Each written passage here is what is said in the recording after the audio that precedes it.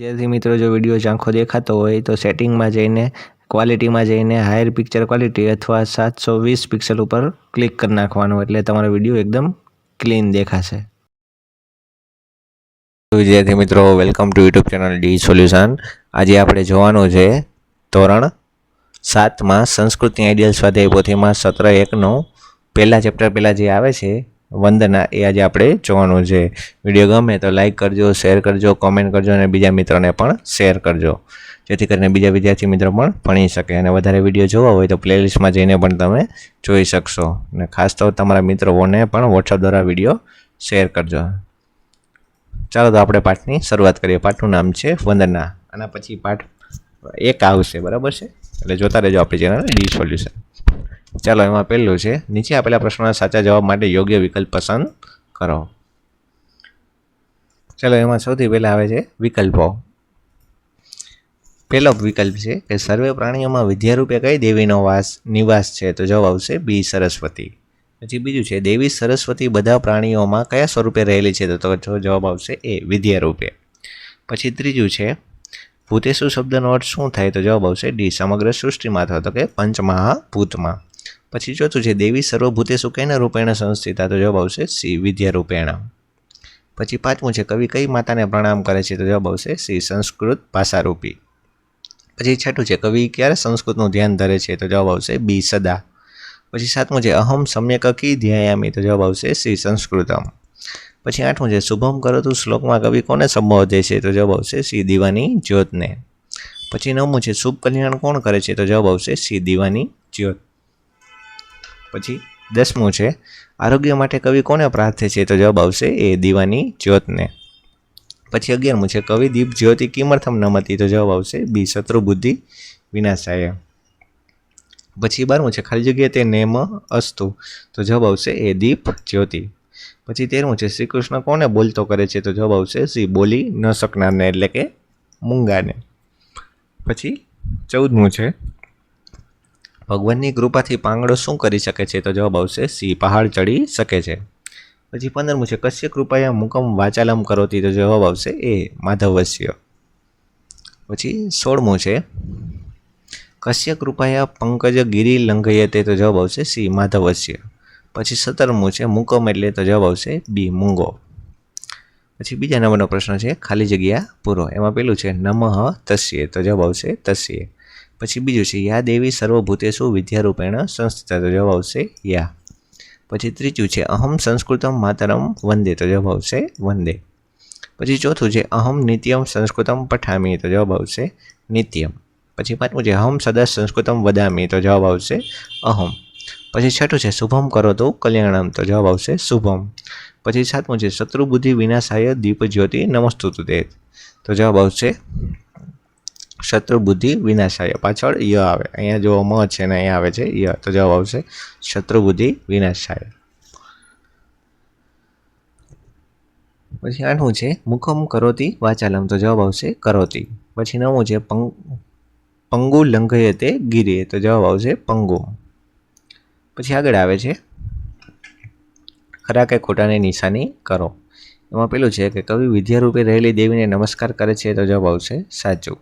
પછી બીજું છે કવિ દેવીને એક જ વાર નમસ્કાર કરે છે? તો જવાબ આવશે ખોટું। પછી ત્રીજું છે કવિ ક્યારેક જ સંસ્કૃત ભાષા બોલે છે? તો જવાબ આવશે ખોટું। પછી ચોથું છે કવિ ભગવાનનું ધ્યાન ધરે છે? તો જવાબ આવશે ખોટું।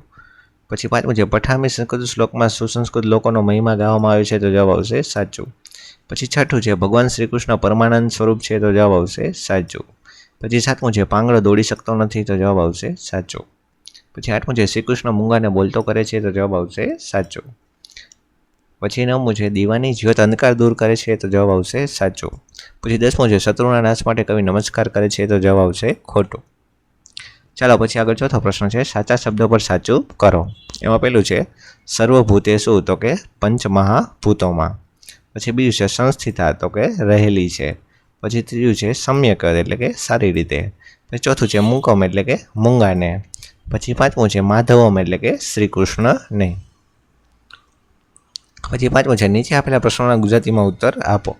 એમાં પેલું છે કવિ દીપજ્યોતિ પાસે શું માગે છે? તો કે કવિ દીપજ્યોતિ પાસે કલ્યાણ, આરોગ્ય અને ધન સંપદા માગે છે। પછી બીજું છે દુષ્ટ બુદ્ધિનો નાશ કોણ કરશે? તો કે દુષ્ટ બુદ્ધિનો નાશ દીપજ્યોતિ કરશે. પછી ત્રીજું છે મુકમ કરોતી શ્લોકમાં કોને વંદન કરવામાં આવે છે? તો કે મુકમ કરોતી શ્લોકમાં પરમ આનંદ સ્વરૂપ શ્રી કૃષ્ણને વંદન કરવામાં આવ્યા છે. પછી ચોથું છે શ્રી કૃષ્ણની કૃપા શું કરી શકે છે? તો કે શ્રી કૃષ્ણની કૃપા મૂંગાને બોલતો કરી શકે છે, પાંગડાને પર્વત ઓળંગાવી શકે છે. ચાલો પછી આગળ આવે છે છઠ્ઠો પ્રશ્ન. નીચે આપેલા પ્રશ્નોના સંસ્કૃતમાં ઉત્તર આપો. એમાં પેલું છે દેવી વિદ્યારૂપેણ કુત્ર સંસ્થિતા વર્તતે? તો કે દેવી વિદ્યારૂપેણ સર્વભૂતેષુ સંસ્થિતા વર્તતે. પછી બીજું છે શુભમ ક કરોતું? તો કે શુભમ દીપજ્યોતિ કરોતું. પછી ત્રીજું છે મુકમ વાચાલ ક કરોતી? તો કે મુકમ વાચાલ પરમાનંદ માધવ શ્રી કૃષ્ણમ કરોતી. ચાલો પછી આગળ આવે છે સાતમો પ્રશ્ન. સંધિ વિચ્છેદ કરો, એટલે કે શબ્દ આપ્યો એને તમારે અલગ કરવાનો છે. ચાલો પહેલો પ્રશ્ન આપ્યો છે પરમાનંદ, તો કે પરમ પ્લસ આનંદ. પછી બીજું છે તમહમ, તો કે તમ પ્લસ અહમ. પછી ત્રીજું છે નમસ્તે, તો કે નમઃ પ્લસ તસ્ય. ચાલો પછી આઠમો પ્રશ્ન છે શ્લોક પૂર્ણ કરો. તો ચાલો આપણે જે શ્લોક આપ્યો છે અહીંયાથી યા દેવીથી નમો નમઃ સુધી આપણે પૂરો કરવાનો છે. તો ચાલો આપણને બધાને આવડે છે. તો કે યા દેવી સર્વભૂતેષુ વિદ્યારૂપેણ સંસ્થિતા નમસ્તસ્ય નમસ્તસ્ય નમસ્તસ્ય નમો નમઃ. પછી બીજું છે પઠામી સંસ્કૃતથી સંસ્કૃત માતરમ. તો અહીંયા સુધી તમારે શ્લોક પૂરો કરવાનો છે. તો કે પઠામી સંસ્કૃતમ નિત્યમ વદામી સંસ્કૃતમ સદા ધ્યાયામી સંસ્કૃતમ સમ્યકે વંદે સંસ્કૃત માતરમ. પછી ત્રીજો શ્લોક છે શુભમ કરોતુ નમસ્તુતે. તો ચાલો આ શ્લોકને આપણે પૂરો કરી. તો કે શુભમ કરોતુ કલ્યાણમ આરોગ્ય ધન સંપદમ શત્રુબુદ્ધિ વિનાશાય દીપજ્યોતિ નમસ્તુતે. પછી ચોથું છે મુકમ કરોતિથી પરમાનંદ માધવમ. તો કે મુકમ કરોતિ વાચાલમ પંગુ લંઘયતે ગિરિમ યત્કૃપા તમહમ વંદે પરમાનંદ માધવમ. તો ચાલો આ થઈ ગયા તમારા શ્લોક. ચાલો પછી આગળ આવે છે નવમો પ્રશ્ન. નીચેના શ્લોકનું ગુજરાતીમાં ભાષાંતર કરો. ચાલો તો હવે તમારા શ્લોકને ગુજરાતીમાં ફેરવવાના છે. તો પહેલાં શ્લોક કયા આપ્યા છે? તો કે યા દેવી સર્વભૂતેષુ વિદ્યારૂપેણ સંસ્થિતા નમસ્તસ્ય નમસ્તસ્ય નમસ્તસ્ય નમો નમઃ. તો કે જે દેવી બધા પંચમહાભૂતોથી નિર્મિત સમગ્ર સૃષ્ટિમાં વિદ્યારૂપે રહેલી છે તેને મારા નમસ્કાર, તેને મારા વારંવાર નમસ્કાર. પછી બીજું છે પઠામી સંસ્કૃતમ નિત્યમ વદામી સંસ્કૃતમ સદા ધ્યાયામી સંસ્કૃત સમ્યકે વંદે સંસ્કૃત માતરમ. તો કે હું હંમેશા સંસ્કૃત વાંચું છું, હંમેશા સંસ્કૃત બોલું છું, હું સારી રીતે સંસ્કૃતનું ધ્યાન ધરું છું, હું સંસ્કૃત ભાષારૂપી માતાને વંદન કરું છું. પછી ત્રીજું છે શુભમ કરોતુ કલ્યાણમ આરોગ્ય ધન સંપદમ શત્રુ બુદ્ધિ વિનાશાય દીપજ્યોતિ નમસ્તુતે. તો કે હે દીવાની જ્યોત શુભ કલ્યાણ કર, સ્વાસ્થ્ય અને ધન સંપત્તિ આપ અને શત્રુઓની બુદ્ધિના વિનાશ માટે તને નમસ્કાર હો. પછી ચોથો શ્લોક છે મુકમ કરોતી વાચાલમ પંગુ લંઘયતે ગિરિમ યત્કૃપા તમઃ વંદે પરમાનંદ માધવમ. ચાલો તો કે જેની કૃપા મૂંગાને બોલતો કરે છે, પાંગડાને પહાડ ઓળંગાવે છે, તે પરમ આનંદ શ્રી કૃષ્ણને હું વંદન કરું છું.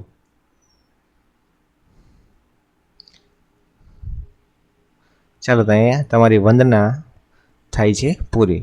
આના પછી આવશે પહેલો પાઠ. તો વિડીયો જોતા રહેજો અને પ્લેલિસ્ટ પણ જોતા રહેજો. ચાલો તો વળી પાછા મળશું નવા વિડીયોમાં. ચેનલને લાઇક ન કર્યો તો લાઇક કરજો, શેર કરજો, સબસ્ક્રાઈબ કરજો અને તમારા બીજા મિત્રોને પણ વોટ્સઅપ દ્વારા પણ વિડીયો શેર કરજો. ચાલો તો વળી પાછા મળશું નવા વિડીયોમાં. ત્યાં સુધી જોતા રહેજો આપણી ચેનલ ડી સોલ્યુશન. અને વધારે વિડીયો જોવા હોય તો પ્લેલિસ્ટમાં જઈને પણ જોઈ શકશો.